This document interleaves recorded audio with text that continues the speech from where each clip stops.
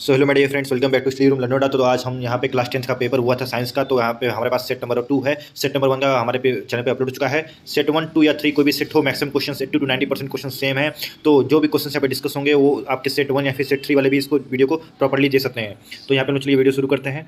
Section 1 और section 1 का यहाँ पे पहले क्वेश्चन आंसर क्या है हमारा। Hydrocarbon which does not belong to the same homologous series of the carbon compound is. यहाँ पे ऑप्शन नंबर सी होगा। तो यहाँ पे C7H14 जो है वो आपका करेक्ट ऑप्शन होगा। Question number 2, the formula of washing soda, बहुत ही इजी है क्वेश्चन। आपका ऑप्शन नंबर डी होगा Na2CO3.10H2O। अगर एनसीईआरटी आपने अच्छे से रीड की होगी तो आप लोग अच्छे तरीके से सभी क्वेश्चंस को कर पाए होंगे। Question number 3, in the following experimental setup of electrolysis of water, if P and Q are the gases collected in the test tubes enclosing the electrodes are N S, then select the options या फिर option in which the matching is correct. तो यहाँ पे आपने अगर मतलब देख लीजिए, जिसने एनसीईआरटी रीडिंग की होगी, जिस पे एनसीईआरटी कमांड बना होगा, वो उसने क्वेश्चन आंसर को अच्छे तरीके से कर लिया होगा। एमसीक्यू 20 में से 20 उसके आएंगे और आगे थ्योरी वाले में भी उसके क्वेश्चन आंसर अच्छे आए होंगे।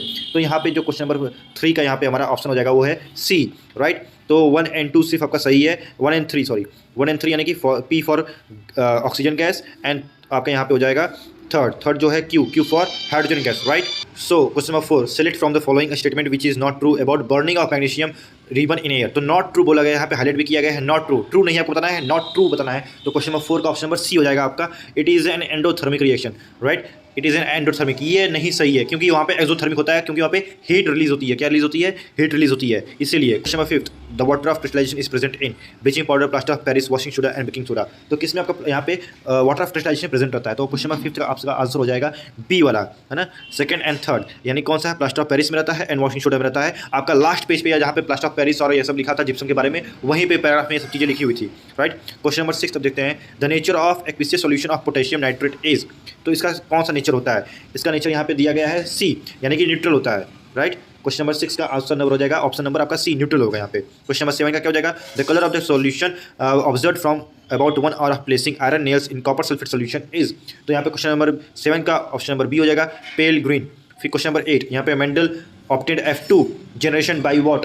तो क्वेश्चन नंबर 8 का आपका ऑप्शन नंबर हो जाएगा A, self pollinating F1 generation plants, okay. Question number 9, the basic filtration unit of excretory system in human beings is A, nephron, urethra, neuron, urinary bladder. तो बड़ा ही इजी है इसका। Question number 9 का ए हो जाएगा nephron, है ना, सबने पढ़ा है, क्लास 8 से पढ़ रहे हैं इसको। Question number 10, when a seed germinates the root grows downwards and a small shoot grows upward, this shoot is known as cotyledon, plumule, stem, radicle. तो क्या कहते हैं? क्वेश्चन नंबर 10 का हो जाएगा डी, प्लीम्यूल कहते हैं। आपके डायग्राम में दिया हुआ था यहाँ पे बायोलॉजी के चैप्टर में, right. Question number 11, a pair of endocrine glands located in the human brain is.